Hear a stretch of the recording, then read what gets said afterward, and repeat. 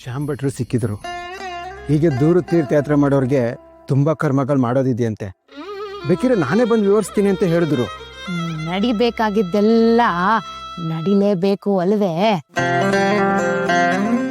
ಶಾಸ್ತ್ರ ಸಂಪ್ರದಾಯಗಳನ್ನ ಬಿಡಕ್ಕಾಗತ್ತೆಯೇ?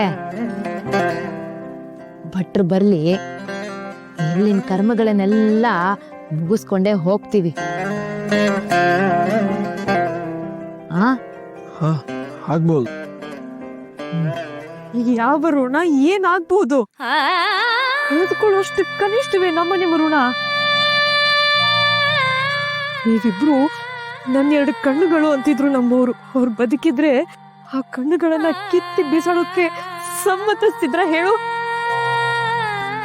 ಬದುಕಿರುವಾಗ್ಲೇ ಕರ್ಮಗಳನ್ನ ಮಾಡೋದು ಧರ್ಮಶಾಸ್ತ್ರದಲ್ಲಿ ಇರಬಹುದು, ಆದ್ರೆ ಮನಸ್ಸಾಕ್ಷಿಗಳಲ್ಲ.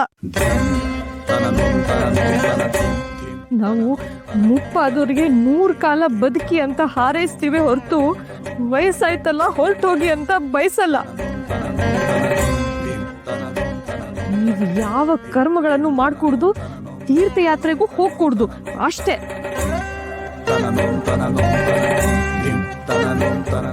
ನೋಡಿ, ನೀವು ಹೋಗ್ಲೇಬೇಕು ಅಂದ್ರೆ ತಿರುಪತಿಗೆ ಹೋಗಿ, ನಾವೇ ಎತ್ತಿನ ಬಂಡಿ ಮಾಡಿ ಜೋಪಾನವಾಗಿ ಕಳ್ಸ್ಕೊಡ್ತೀವಿ.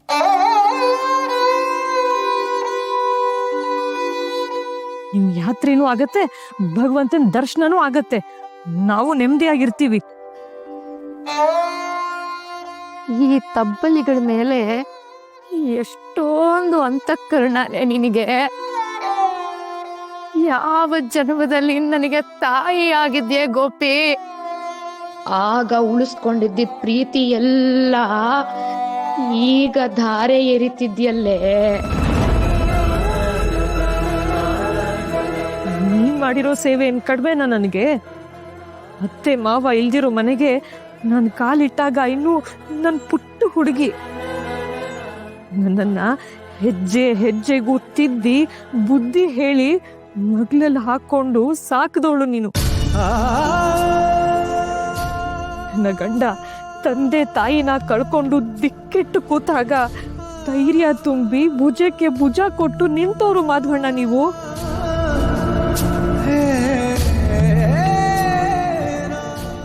ಈಗ ಏನೇನೋ ನೆಪ ಹೇಳ್ಕೊಂಡು ನೀವೇ ಮನೆ ಬಿಟ್ಟು ಹೋದ್ರೆ ನಮಗ್ ಯಾರು ದಿಕ್ಕು?